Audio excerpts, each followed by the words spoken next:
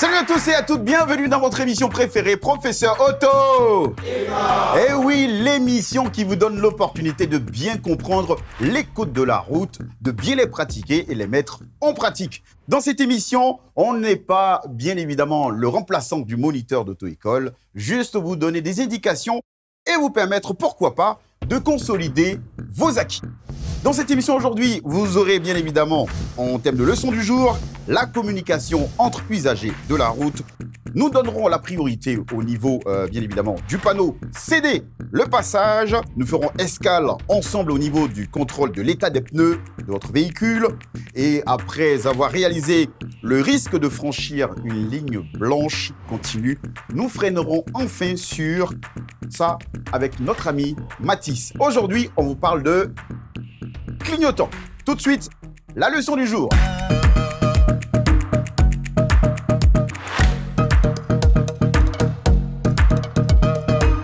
À présent, la leçon du jour, comment communiquer avec les usagers de la route. Et oui, la route est partagée par plusieurs usagers qui se doivent de lire et respecter la signalisation routière, mais aussi de communiquer entre eux. Cette communication est indispensable pour comprendre les intentions des uns et des autres. Ainsi, on peut éviter bien des situations malencontreuses comme des accidents. Les dispositifs de communication entre usagers sont, pour commencer, le clignotant qui indique le changement de direction du conducteur. Ils sont utilisés même quand la circulation est fluide. Et activés un peu plus tôt, ça peut rapidement aider les autres usagers derrière à comprendre l'intention du conducteur. Le klaxon, pour signaler sa présence aux autres usagers.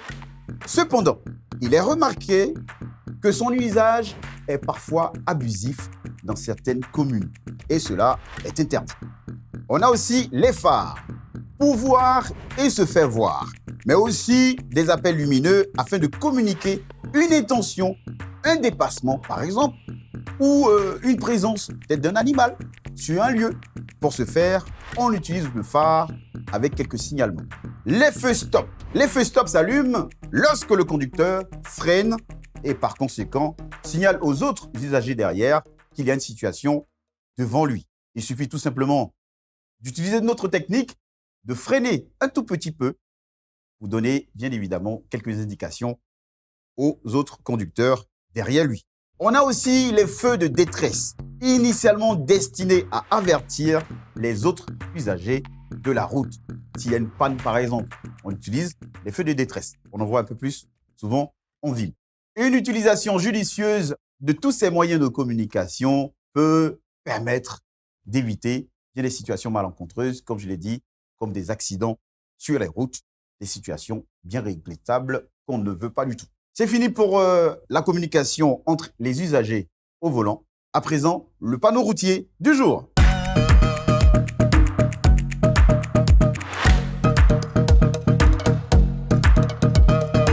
À présent, la rubrique le panneau routier du jour. Aujourd'hui, on parle du panneau céder le passage. Le panneau céder le passage fait partie des panneaux de signalisation, d'intersection et de priorité.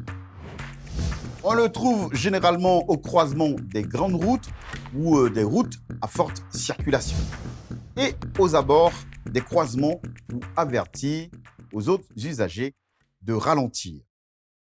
Lorsque vous arrivez à un panneau indiquant céder le passage, cela signifie que vous êtes arrivé à une intersection. Vous êtes obligé à cet instant de donner la priorité aux usagers arrivant sur les voies adjacentes. Tous les véhicules arrivant à votre gauche et à votre droite doivent passer avant vous. C'est tout pour le panneau routier du jour. Tout de suite, la rubrique « Connaître ma voiture ».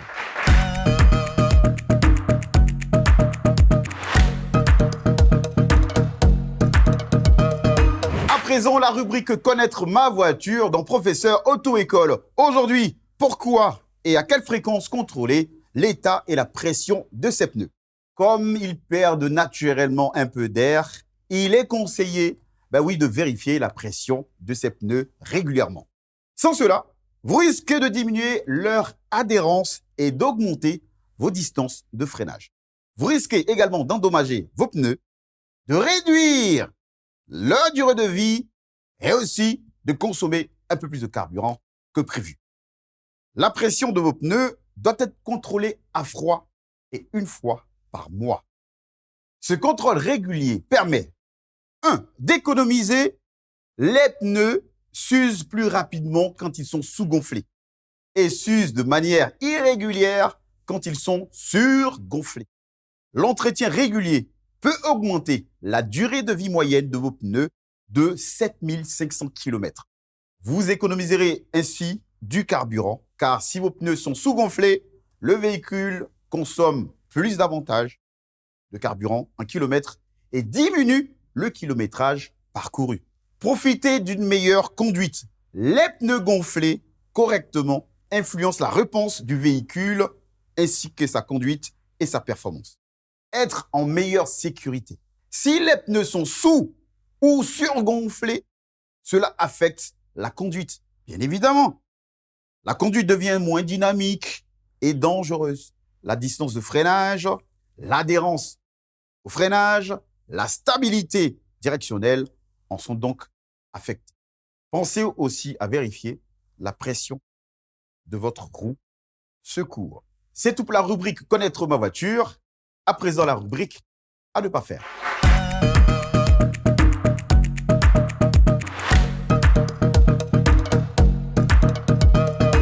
Vous suivez votre émission préférée, Professeur Auto-École. À présent, la rubrique « À ne pas faire ». Aujourd'hui, on parle de le risque de franchir une ligne blanche continue. Les automobilistes ont tendance à dépasser cette ligne blanche tout simplement pour doubler les véhicules qui estiment être lents. Ceci constitue un dépassement donc très dangereux. En effet, les lignes blanches délimitent les différentes voies sur les routes et instaurent le sens de la circulation. Si l'on peut franchir, je dis bien, une ligne blanche discontinue pour doubler un véhicule, tourner ou changer de voie, les lignes blanches continues sont en revanche infranchissables. Cette interdiction est valable pour tout type de véhicule, notamment les bus, les taxis, les poids lourds, mais également les engins à 2 roues, y compris, les vélos. Ah ouais, important aussi.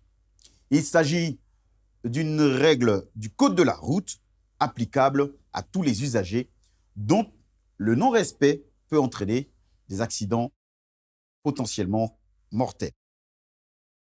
C'est tout pour la rubrique à ne pas faire. On a parlé aujourd'hui du risque de franchir une ligne blanche continue. À présent, la rubrique on freine sur ça avec Mathis. Et aujourd'hui, on parle du ou des clignotants.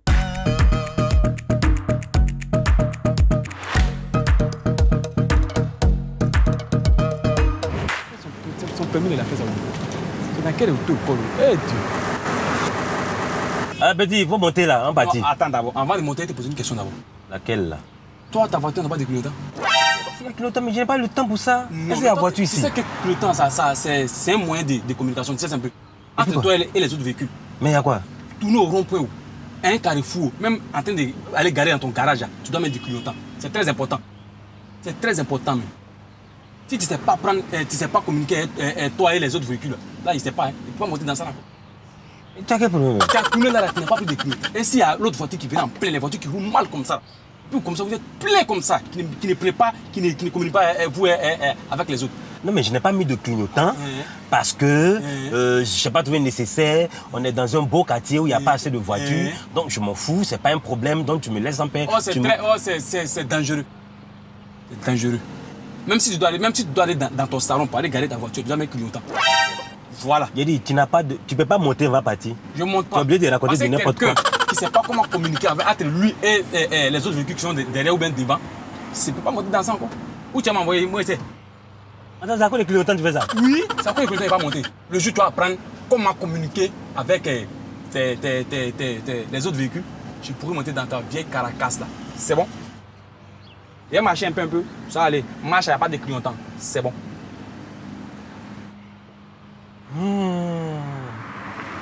Les gens, hein? Quelqu'un qui n'a pas de voiture.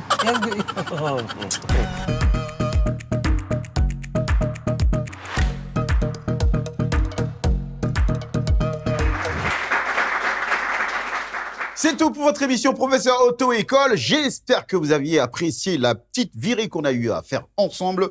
Eh bien, vous avez appris beaucoup de choses. Nous espérons qu'à partir d'aujourd'hui, vous saurez comment communiquer quand vous êtes au volant. Merci à notre charmant public. On s'applaudit très, très fort. Eh oui, le Professeur Auto-École sera bientôt de retour pour une nouvelle émission dans Professeur Auto-École. Je vous souhaite de passer de très bons moments en famille. Surtout, prenez soin de vous, soyez prudents sur les routes, car désormais, avec Professeur Auto-École, je sais conduire. Ciao, ciao les amis. Je me nomme Dobi Simon, chauffeur de taxi. J'ai été victime d'un accident de circulation. Je venais de Makori. Une fois que j'ai dépassé le péage, il y avait un gros car qui venait derrière moi. Et devant moi, il y avait un camion qui cherchait à prendre l'une des voies.